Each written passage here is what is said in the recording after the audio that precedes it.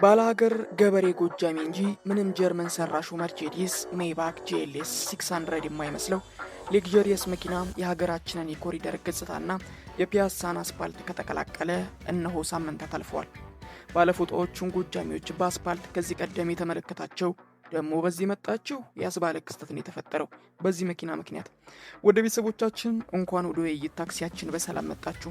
ጉዟችንን ከፒያሳ ጎዳናዎች አንስተን በጀሞ ጎዳናዎች እናበቃለን። ክፍያችን ቀላል ነው። አንድ ላይክና አንድ ሰብስክራይብ ብትገጩን የነዳጅ ክፍያችንን ከፍላችሁ ከፒያሳም እስከ ጀሞ ድረስ ጉዟችንን መቀጠል እንችላለን። ያለው ሲቀድም መቼም ያምራል ነውና ነገሩ። ግድ የላችሁም ጉዟችንን ከፒያሳ ጎዳናዎች ሰሞነኛ ወሬና ሀሜትን ጀምር። የጀርመኑ መርቼዲስ ካምፓኒ ሳያውቀው ጎጃሜ ፈብሪኮ ለገበያ አቀርቦልናል። መቼም እርግጥ ነው የድርጅት መኪናውን ሲያመርተው በየመንገዱ እንዲህ አይነት ጎጃሜኛ ክላውትና ትዕይንት ያሳያል ብሎ አልገመተም ነበር። ነገሩ ተገልብጦ መኪናው መሃል ሜክሲኮ ላይ እስክስታውን እንዲደቃው እዚህ አደባባይ ግሪሉ እንደ ሻርክ ጥርስ የሚያንጸባርቀው ሜይባክ የአዲስ አበባን ምስኪን ታክሲዎችና አለ የተባሉትን ነገመቺስ መኪኖች በሉ ዳር ያዙ ካለ በኋላ እስክስታውን እንዲህ እየመታ ጉዞውን ቀጥሎ ነበር ነው የተባለው። አዲስ አበባ አነጋጋሪውን የጎጃሞችን ሰርግ ማርዳዎች ከዋዜማው እስከ አይነቱ የፕሮግራሙ ድምቀት ነበር። በጥቂቱ ፕሮግራማችን አስቃኛቸዋለሁ።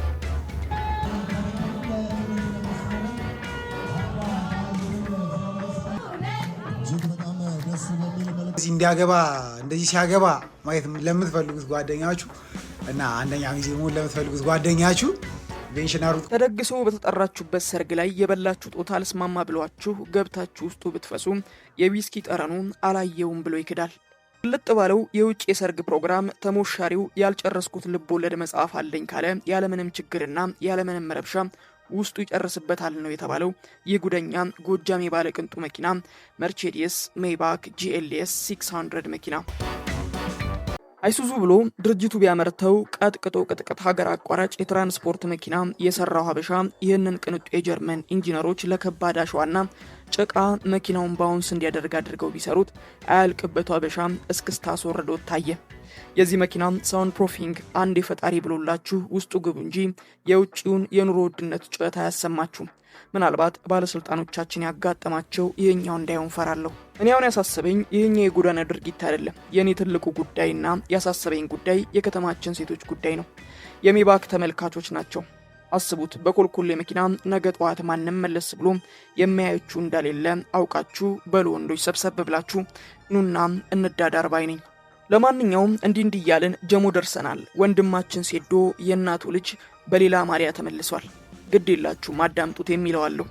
በነፃ ብለህ እገባለሁ ነው። በነፃ እገባለሁ። ፕሮፌሽናል አድርጉት። እናንተ ፕሮፌሽናል አድርጉት። ለአንድ ወገን አታድርጉ። እኛ ለአንድ ወገናና በቅድሚያ ግን የነዳጅ ያልከፈለ ይውረድ። አንድ ላይክ፣ አንድ ሰብስክራይብ። አላህ ድብድብ አይፈቅድም። خلاص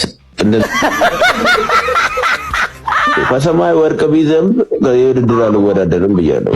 ከሰሞኑ ሰውየው ቢፈራም ካልተወዳደርክ ብለው ሲጎተጉቱት የነበሩት ነጌቾ በስተመጨረሻም ሰውየውን ወደ ኬጅ ለመክተት ከስምምነት ደርሰው ተፈራርመዋል።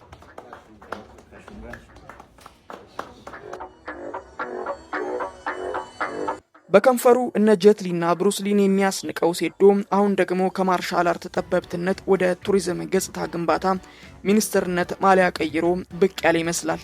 እኔ የተፈራረምኩት ለማርሻል አርት ክብር በይበልጥ ደግሞ ለሀገር ገጽታ ነው።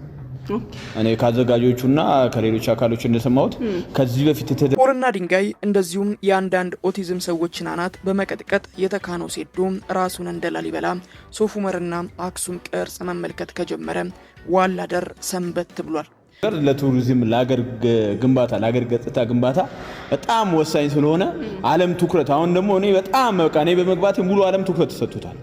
ስለዚህ የውድድር ለማየት በጣም ብዙ ቱሪስት ይመጣል ማለት ብዙ ለዓለም አይን እንቀርባለን ማለት ነው ውድድር በማዘጋጀታችን ማለት ነው። ኖት ኦንሊ እሱን በዩኔስኮ ለማስመዝገብ ደፋ ቀና እያልኩ ነውና ቮታችሁን እዚህ ጋር አስቀምጡልኝ። ሴዶ ብር ያስፈልገውም ከቡጢው በኋላ ጌቾ 10 ኪሎ ነው ብለው 1 ኪሎ ጥብስ ቢጋብዘው በሰላም ይፋታሉ። እኔ አይደለም ያልኩት የህዝቡ አስተያየት ነው። በርዜና ሴዶ ተፈራረነ እንደው በምግብ አታለው ደልለውት ይሁን በምን በሌላ ቪዲዮ እስክንመለስ ይሄንን ቻናል ሰብስክራይብ እንደዚሁም ቪዲዮአችንን ላይክ ሐሳብ አስተያየት ካላችሁ ኮሜንት ብታደርጉ እንመለከተዋለን እያልን ተሰነባበትን።